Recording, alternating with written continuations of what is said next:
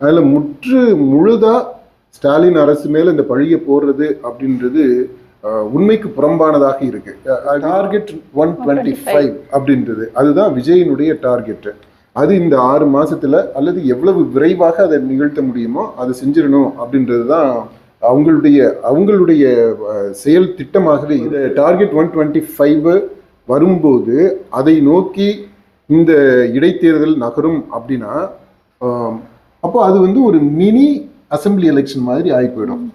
Okay, இப்போ இதை அவர் எதுவும் மீன் பண்றாரா ஸ்டாலின் அப்படின்றது நமக்கு தெரியல. அவர் பொதுவாக தேர்தல்னு சொல்றாரு. ஏறத்தாழ 3 வருஷத்துக்கு, அதாவது அடுத்து நாடாளுமன்ற தேர்தல் எப்போ வருமோ அது வரைக்கும் இந்த சட்டமன்றத்திற்கான தேர்தல் வராது அப்படின்னு நம்ம சொல்லலாம். இது ஸ்டாலினுடைய எதிர்பார்ப்புக்கு மாறாக இருக்கலாம். அவர் ஒரு ஏமாற்றத்திற்கு ஆளாக கூட செய்யலாம். அப்படிதான் நிலவரம். ஸ்டாலின் வந்து வாய்க்கு வந்ததெல்லாம் சொல்லலை. அவர் அதுக்கு பின்னாடி அவங்களுக்கே உரிய சோர்சஸ் மூலமாக தரவுகளை சேர்த்துக்கிட்டு தான் பேசுறாரு அப்படின்றத நம்ம சொல்ல முடியும். எதுக்கெடுத்தாலும் மக்கள் தீர்ப்புனா மக்கள் என்னையா சொல்லிட்டாங்க. இப்போ மக்கள் என்ன தாவிகாவுக்கு சிங்கிள் மெஜாரிட்டியை கொடுத்துருக்குறாங்களா? சிங்கிள் லார்ஜஸ்ட் பார்ட்டி தான், அவ்வளவுதான். மெஜாரிட்டியில் இல்லை, ஆட்சி அமைக்கக்கூடிய அளவுக்கு மெஜாரிட்டியில் அதானங்க இப்போ தரியிடத்தம் போட்டுக்கிட்டு இருக்கிறீங்க. நீங்க மக்கள் பாடம் கற்பிச்சிருக்கிறாங்க. திமுகவுக்கு பாடம் கற்பிச்சிருக்கிறாங்க, அதிமுகவிற்கு பாடத்தை கற்பிச்சிருக்கிறாங்க, தாவிகாவுக்கும் பாடத்தை கற்பிச்சிருக்கிறாங்க. இதை தாவிகாவினர் உணரணும், விஜய் கண்டிப்பாக உணரணும். எல்லாருக்கூடையுமே கள்ள உறவுல தான் இருக்கிறாங்க. இந்த அரசியல் கட்சிகள் யாருமே யோக்கியமா கிடையாது, நேர்மையா கிடையாது. இதை வந்து நம்ம தெளிவா புரிஞ்சுக்கணும்.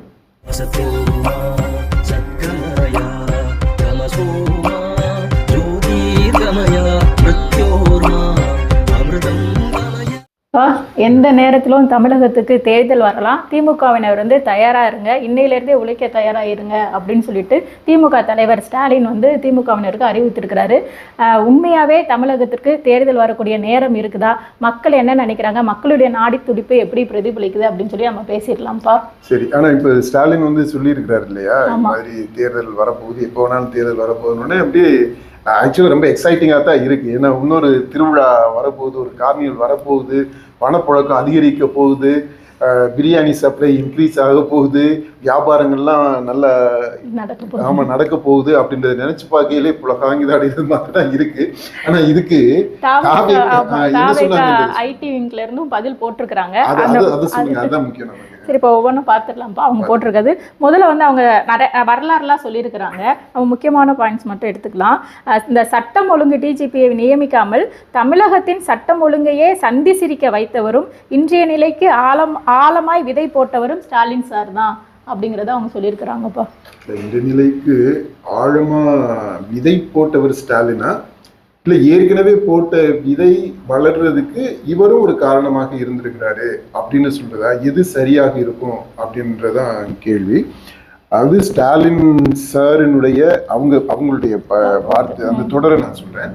அந்த ஸ்டாலின் சாருடைய ஆட்சியும் ஒரு காரணமாக இருந்திருக்கு அப்படின்னு நம்ம சொல்லலாம். அல்லது ஸ்டாலின் சாருடைய ஆட்சி காலத்துல இந்த போதை பழக்கம் அப்படின்றது அந்த கான்டெக்ட்ல தானே இது எல்லாமே வருது.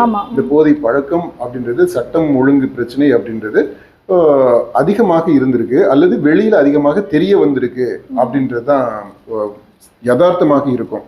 அதுல முழுதா ஸ்டாலின் அரசு மேல இந்த பழியை போடுறது அப்படின்றது உண்மைக்கு புறம்பானதாக இருக்கு. We don't have data. இதை சொல்றதுக்கு, இந்த ஸ்டேட்மெண்ட்டை சப்ஸ்டான்ஷியேட் பண்ணணும்னா அதுக்கு போதிய தரவுகள் வேணும் இல்லையா? அந்த தரவுகள் இல்லை அப்படின்றதுதான் என்னுடைய கருத்தா இருக்கு. அடுத்த பாயிண்ட் பார்த்தீங்கன்னாப்பா, இந்த நிலையில் எப்போது வேண்டுமானாலும் தேர்தல் வரலாம், 3 வருடத்தில் வரலாம், 6 மாதத்தில் கூட வரலாம் என்று பொறாமையும் விரக்தியும் பொங்க பேசுகிறார் ஸ்டாலின் சார். இப்ப ஸ்டாலின் வந்து எந்த தேர்தல் வரும்ன்றத பத்தி சொல்லல. பொது தேர்தல் வரும்ன்றாரா, இடைத்தேர்தல் வரும்ன்றாரா? தேர்தல்னு தான் சொல்றாரு. நமக்கு தெரிஞ்சது வரைக்கும், அதாவது இன்றைக்கு இருக்கக்கூடிய கள சூழல் என்ன, அரசியல் நிலவரம் என்ன அப்படின்றத வச்சு பார்க்கும்போது பொது தேர்தல் வர்றதுக்கு, அதாவது தமிழ்நாடு முழுக்க எல்லா 234 தொகுதிகளுக்கும் தேர்தல் வரும் அப்படின்ற சாத்தியம் இப்போதைக்கு இல்லை அப்படின்றதான் நம்முடைய தரவுகள் சொல்லக்கூடிய the reading of today's political situation இருக்கு இல்லையா, அதுபடி அப்படிதான் நம்ம சொல்ல வேண்டியது இருக்கு. ஆனால் இடைத்தேர்தல் கண்டிப்பாக வருது. எத்தனை தொகுதிகளுக்கு இடைத்தேர்தல் வரப்போகுது, அது வந்து மினி சட்டமன்ற தேர்தல் மாதிரி இருக்குமா? அதாவது இப்போதைக்கு 5-6 தொகுதிகள் இருக்கு. இப்போ இன்னைக்கு ஒருத்தர் போயிருக்கிறாரு, 6-7 ஆயிடுச்சு. இன்னும் ஒரு 2-3 பேர் வரலாம். எதிர்பார்த்தது கைகூடாம போயிருச்சு. இப்போ மதிமுக அவங்க பாவம் இவருக்கு வைகோவுக்கு பெரிய பெரிய ஏமாற்றத்தை கொடுத்துட்டாங்க. இப்போ ஆனால் அது இல்லாமலே நம்ம தொடர்ந்து சொல்லிக்கிட்டு இருக்கோம், திமுகவில் இருந்து 2-3 பேர் எம்எல்ஏஸ் வர்றதுக்கு தயாராக இருக்கிறாங்க, நெகோசியேஷன் போய்கிட்டு இருக்கு அப்படின்றத நம்ம சொல்லிட்டு வர்றோம். அது மாதிரி அதிமுகவில் இருந்தும் சில எம்எல்ஏஸ் வெளியில வர்றதுக்கு தயாராக இருக்கிறாங்க. இப்போ பாருங்க, கரூர் எம்எல்ஏவே வருவாரு அப்படின்னு யாருமே எதிர்பார்க்கல இல்லையா? ஏன்னா கரூர்ன்றதுல அது தமிழ்நாடு அரசியல்ல ஒரு திருப்பு முனையான நிகழ்வு அங்க நடந்தது. அதாவது தமிழ்நாடு அரசியல் இந்த தேர்தலில் மட்டும் இல்லைங்க, தமிழ்நாடு வரலாறு, அரசியல் வரலாறு எடுத்துக்கிட்டிங்கனாலே அது ஒரு முக்கியமான நிகழ்வு நடந்த இடம் கரூர். இப்போ அங்கே கொடுத்துருக்கிற மக்களுடைய தீர்ப்புன்றது ரொம்ப முக்கியமாக கவனிக்கப்பட வேண்டியது. அதில் ஜெயிச்சவரே இப்போ அது ரிசைன் பண்ணுறாரு அப்படிங்கும்போது அதுக்கு பின்னாடி வேற என்னடா அவ்வளோ முக்கியமான அரசியல் இருக்கு. அவர் வந்து எடப்பாடி பழனிசாமிக்கு ரொம்ப நெருக்கமானவர் வேற, அது வேற இருக்கு. மக்களுடைய தீர்ப்புமே ரொம்ப மகத்தான தீர்ப்பா இருக்கு. நல்ல அந்த அந்த சூழ்நிலையில, ஏன்னா இந்த கன்ஸ்பிரசி தியரி, அந்த தியரி, இந்த தியரி நல்லா சொல்லி இப்போ வரைக்குமே விஜய் அதை பத்தி எல்லாம் பேசிக்கிட்டு இருக்கிறாரு. முதல்வரான பிற்பாடும் அதை ரெஃபர் பண்றாரு, அந்த சதி கோட்பாடுகளை பற்றி, அவங்க மேல பழி போட்டதை பத்தி, அவர் மேல பழி போட்டதை பத்தி எல்லாம் சொல்றாரு. இப்போ இவ்வளவு பின்னணிகள் இருக்கு, அதுக்கு பின்னாடி அவ்வளவு உணர்வுகள் இருக்கு, வேதனைகள் இருக்கு, வலிகள் இருக்கு. இது இவ்வளவு தூரம் இமோஷனலி சார்ஜ்டு லோடட் இது அந்த தொகுதி. அதனால் அந்த தொகுதியினுடைய முடிவுகளை மக்களுடைய தீர்ப்புக்கு மாறாக அல்லது மக்களுடைய தீர்ப்பை மதித்து எப்படி அவர் ரிசைன் பண்ணவர் இன்டர்பிரிட்டேஷன் கொடுக்க போறாருன்றது நமக்கு தெரியல. அவர் அப்படி சொன்னாலுமே அது முழுசா உண்மையாக இருக்குமா, மக்களுடைய உணர்வுகளை பிரதிபலிக்கக்கூடியதாக இருக்குமா அப்படின்றது நமக்கு தெரியல. வாட் எவர் இட் இஸ், இப்போ அந்த இது எதிர்பார்க்காதது மாதிரி முடிவு இது. இதே போல இன்னும் சிலர் அதிமுகவில் இருந்து வருவதற்கான வாய்ப்புகள் இருக்கு, சூழல் இருக்கு அப்படின்றத நம்ம தொடர்ந்து சொல்லிக்கிட்டு வர்றோம். இப்போ அதனால அதெல்லாம் நடந்துச்சுன்னா அப்புறம் நம்ம சொல்றோம், நம்ம தான் அதை தொடர்ந்து திரும்ப திரும்ப சொல்லிக்கிட்டு வர்றோம். 120 டார்கெட் 125 அப்படின்றது அதுதான் விஜயினுடைய டார்கெட். அது இந்த 6 மாசத்துல அல்லது எவ்வளவு விரைவாக அதை நிகழ்த்த முடியுமோ அதை செஞ்சிடணும் அப்படின்றது தான் அவங்களுடைய செயல் திட்டமாகவே இருக்கு. தாவிகாவுடைய செயல் திட்டம். ஆதவ அர்ஜுனா அதை கையில் எடுத்து பண்ணிக்கிட்டு இருக்கிறாரு அப்படின்னு தான் நமக்கு தெரிய வருது. இப்போ இந்த டார்கெட் 125 வரும்போது அதை நோக்கி இந்த இடைத்தேர்தல் நகரும் அப்படின்னா அப்போ அது வந்து ஒரு மினி அசம்பிளி எலெக்ஷன் மாதிரி ஆகி போயிடும். ஓகே, இப்போ இதை அவர் எதுவும் மீன் பண்றாரா ஸ்டாலின் அப்படின்றது நமக்கு தெரியல. அவர் பொதுவாக தேர்தல்னு சொல்றாரு, இடைத்தேர்தல் கண்டிப்பாக வருதுங்க. அந்த இடைத்தேர்தல் சில தொகுதிகளுக்கு வருதா, பல தொகுதிகளுக்கு வரப்போகுதா அப்படின்றது தான் இப்போ விரைவிலேயே தீர்மானிக்கப்படக்கூடியதாக இருக்கு. ஆனால் சட்டமன்றத்திற்கு ஒட்டுமொத்தமாக ஒரு தேர்தல் வருமா அப்படின்னா இந்த 6 மாசத்துல கண்டிப்பாக வரப்போறது கிடையாது. போற சூழ்நிலையை பார்க்கும்போது ஏறத்தாழ 3 வருஷத்துக்கு, அதாவது அடுத்து நாடாளுமன்ற தேர்தல் எப்போ வருமோ அது வரைக்கும் இந்த சட்டமன்றத்திற்கான தேர்தல் வராது அப்படின்னு நம்ம சொல்லலாம். ஏன்னா இருக்கக்கூடிய தரவுகளை வைத்து பார்க்கும்போது இருக்கிற அந்த அரசியல் டைனாமிக்ஸ், அந்த அடி நீரோட்டம் இருக்குது இல்லையா, அதை நம்ம கணிக்கும் போது மக்களுடைய அந்த எண்ண போக்கு எப்படி இருக்கு அப்படின்றதையும் வச்சு நம்ம ஒட்டு மொத்தமாக கியூமுலேட்டிவாக அதை வந்து அனலைஸ் பண்ணி சொல்கிறோம் அப்படின்னா இந்த நாடாளுமன்ற தேர்தல் வரைக்கும் தமிழ்நாடு சட்டமன்றத்திற்கு இன்னொரு தேர்தல் வராது, பொதுவாக தேர்தல் வராது அப்படின்னு நம்ம சொல்லலாம். அப்படின்னா இது ஸ்டாலினுடைய எதிர்பார்ப்புக்கு மாறாக இருக்கலாம். அவர் ஒரு ஏமாற்றத்திற்கு ஆளாக கூட செய்யலாம். அப்படிதான் நிலவரம். இப்போ அடுத்து வந்து அவங்க போட்டிருக்க பதிவு பார்த்தீங்கன்னா, மக்கள் எல்லாவற்றையும் பார்த்து கொண்டு இருப்பதை மறந்துவிட்டு வாய்க்கு வந்ததை பேசுகிறார், மக்கள் தீர்ப்பை அவமதிப்பு செய்கிறார். வாய்க்கு வந்தது எல்லாருமே வாய்க்கு வந்ததை தான் பேசுறாங்க. எல்லாரும் வாய்க்கு வந்ததை தான் பேசுறோம். வாய்க்கு வர்றதை பேசுறதுன்றது பிரச்சனை இல்லை. அதுக்கு பின்னாடி என்ன சிந்தனை இருக்கு, என்ன கருத்து இருக்கு, எதற்காக வாய்க்கு வந்ததை நம்ம சொல்றோம் அப்படின்றது இருக்கு. ஸ்டாலின் வந்து வாய்க்கு வந்ததை எல்லாம் சொல்லலை. அவரு அதுக்கு பின்னாடி அவங்களுக்கே உரிய சோர்சஸ் மூலமாக தரவுகளை சேர்த்துக்கிட்டு தான் பேசுறாரு அப்படின்றத நம்ம சொல்ல முடியும். இந்த தாவிகாவினருமே அவங்களும் தரவுகளை ரெடி பண்றாங்க அல்லது தரவுகளை உருவாக்குறாங்க. அது ஒரு ஸ்ட்ரென்த். நான் அந்த டிஃபரன்ஸ் புரியும் நினைக்கிறேன். ஏற்கனவே இருக்கக்கூடிய தரவுகளை சேகரிக்கிறதுன்றது ஒண்ணு, அடுத்து நமக்கு சாதகமாக சூழலை உருவாக்கி அந்த தரவுகளை சேகரிப்பது. அப்படின்னா டேட்டாவை கிரியேட் பண்றது. அது ஒரு சேலஞ்சிங்கான இன்ட்ரெஸ்டிங்கான ஒரு சூப்பரான ஒரு இது. அது ஏஐ இப்போ இன்னைக்கு இருக்கக்கூடிய அந்த டெக்னாலஜி மூலமாக அதை சாத்தியப்படுத்த முடியும். ஏறத்தாழ அந்த துறையிலையுமே கூட இப்போ கால் பதிச்சிருக்கிறாங்க தாவிகாவினர் அப்படின்னு நம்ம சொல்ல முடியும். அந்த மக்கள் தீர்ப்பை அவமதிப்பு செய்கிறார். விஜயுமே தொடர்ந்து மக்களை வந்து இவங்க அவமதிக்கிற வகையில பேசிட்டு இருக்கிறாங்க அப்படிங்கிற ஒரு குற்றச்சாட்டை தொடர்ந்து வச்சுட்டே இருக்கிறாரு. இப்ப இந்த பதிலுக்குமே வந்துட்டு அவங்க அவமதிக்கிறாங்க அப்படிங்கிற மாதிரி தான் இவங்களும் பதில் போட்டிருக்கிறாங்க. இந்த மக்கள் தீர்ப்பு அப்படின்னா என்னங்க? மக்கள் தீர்ப்பை எப்படி நம்ம ரீட் பண்றது? மக்கள் என்ன தீர்ப்பு கொடுத்துருக்குறாங்க? மக்கள் தீர்ப்புன்றது யாரு வேணாலும் எப்படி வேணாலும் இன்டர்பிரேட் பண்ணிக்கலாம் அப்படின்ற அளவுல தான் மக்கள் தீர்ப்பு இருக்கு. அவங்க ஏகோபித்த தீர்ப்பை யாருக்கு சாதகமாகவும் கொடுக்கல.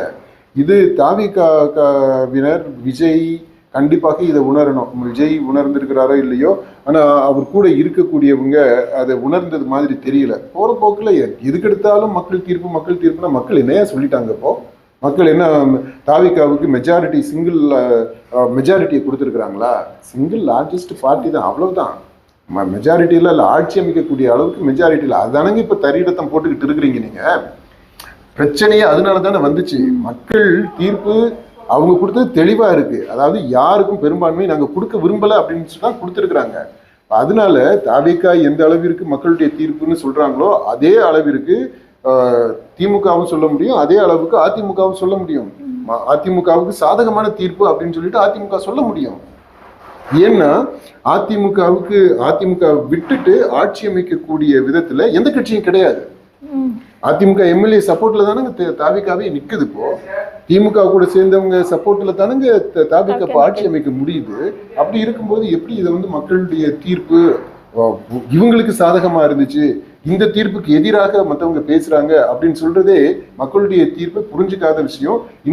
இந்த இதை பொறுத்த மட்டும் இல்ல, the reading of people's mandate அதை பொறுத்த மட்டும் இல்ல, தாவேகாவினர் ஒருதலை பட்சமாக இருக்கிறாங்க.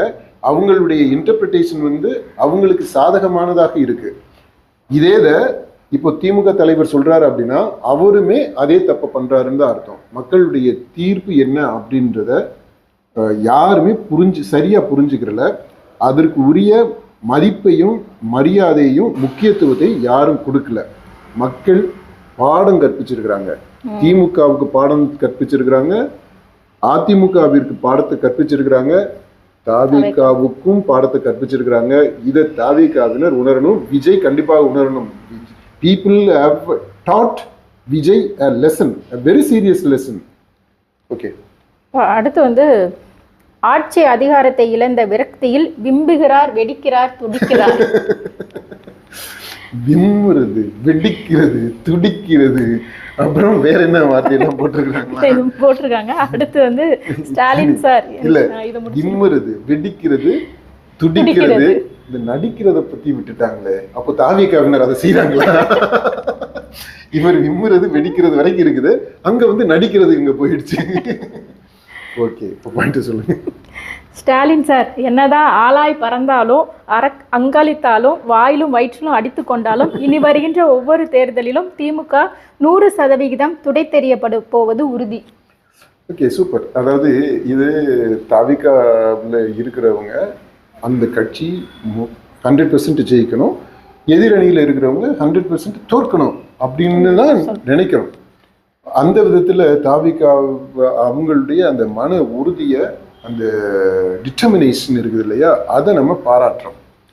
இந்த உணர்வு தான் எல்லாருக்குமே இருக்கு.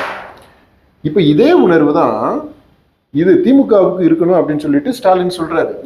தேர்தல் வரப்போகுது, எப்போ வேணாலும் வரலாம், எப்படி வேணாலும் வரலாம், யார் மூலமாக வரலாம், அது கவர்னர் மூலமாக தான் வரணும்னு அவசியம் இல்லை திமுக சோர்ஸை வச்சுக்கிட்டு நேரடியாகவே அமித்ஷாவை கான்டாக்ட் பண்ணி அவர் மூலமாக கூட வரலாம், பிரசிடென்ட் மூலமாக வரலாம், அதை எப்படி வேணாலும் வரலாம், யார் மூலமாக வரலாம், எந்த வடிவத்திலையும் வரலாம் அப்படின்றதெல்லாம் அவர் சொல்றாரு பாத்தீங்களா. ஸோ அதனால அப்படின்னா ஸ்டாலினுக்கு இன்னுமே கூட மேலே மத்திய அரசு கூட தொடர்பு இருக்குதுன்னு தான் நினைக்கிறேன். அப்படி இல்லாட்டி எப்படி இவ்வளோ உறுதியாக சொல்ல முடியும்? ஒருவேளை ஏன்னா இப்போ வழக்கமாக வந்துச்சுன்னா பிரசிடென்ட்ஸ் ரூல் தான் வரணும். இப்போ இருக்கக்கூடிய அரசை டிஸ்மிஸ் பண்ணி விடணும் இல்லையா? அப்போ டிஸ்மிஸ் பண்ணணும்னா அது வந்து ஜனாதிபதி, அதாவது சட்டப்படி பார்த்தோம் அப்படின்னா கான்ஸ்டிடியூஷன் படி ஜனாதிபதி தான் அதை செய்ய முடியும். அப்போ இவருக்கு இப்போ ஸ்டாலின் சாருக்கு அது தவிக்க லாங்குவேஜ், அவருக்கு ஜனாதிபதி கூட நேரடியாக எதுவும் ஹாட்லைன் கம்யூனிகேஷன் இருக்கா, இன்ஃப்ளூயன்ஸ் இருக்கா, இவங்க எதுவும் ரிப்போர்ட்டு, ரகசிய ரிப்போர்ட் எதுவும் அவங்களுக்கு கொடுத்து அவங்க எதுவும் இவங்களுக்கு உத்தரவாதம் கொடுத்துருக்குறாங்களா தெரியல. அல்லது இப்போ ஜனாதிபதி வந்து வழக்கமாக ப்ராக்டிக்கல் நடைமுறைன்னு பார்த்தோம் அப்படின்னா பிரைம் மினிஸ்டர் சொல்கிறத கேட்பாங்க. பிரைம் மினிஸ்டர் வந்து அமித்ஷா சொல்றத கேட்குறாரு, அல்லது அவங்க ரெண்டு பேருக்கு இடையில ஒரு நல்ல உறவு இருக்கு. இப்போ இவங்களுக்குள்ள நம்ம ஸ்டாலின் நேரடியாகவோ அல்லது அவருடைய மருமகன் மூலமாகவோ அல்லது மகன் மூலமாகவோ அல்லது அவங்களுக்கு வேண்டியவங்க இப்போ எல்லாமே சொல்றாங்க இல்லையா, அந்த இப்போ பரபரப்பா பேசுறாங்க இல்லையா, அது தமிழ்நாட்டினுடைய பிரதிநிதி, டெல்லி பிரதிநிதி, அந்த மாதிரி இந்த முன்னாள் தமிழ்நாட்டினுடைய டெல்லி பிரதிநிதிகள் அவங்களுக்கு இருக்க தொடர்புகள் மூலமாகவோ இப்படி ரகசிய தகவல் எதுவும் வந்திருக்குமா என்னன்னு தெரியல நம்ம ஸ்டாலினுக்கு. அதனாலதான் இல்லாட்டி எப்படி இவ்வளவு துணிச்சலா அவ்வளவு இதான் சொல்றாரு பாத்தீங்களா, உறுதியா சொல்றாரு வரலாம் அப்படின்ட்டு. இப்போ அந்த மாதிரி இருக்கலாம் நமக்கு தெரியல. அப்படின்னா அப்போ விஜய் சொல்றது மாதிரி அந்த கள்ள கூட்டணி அப்படின்றது எல்லாமே பாஜக கூட அந்த கூட்டணி இருக்கு இவங்களுக்கு அப்படின்னு அவர் சொன்னது உண்மையாக போயிடும்.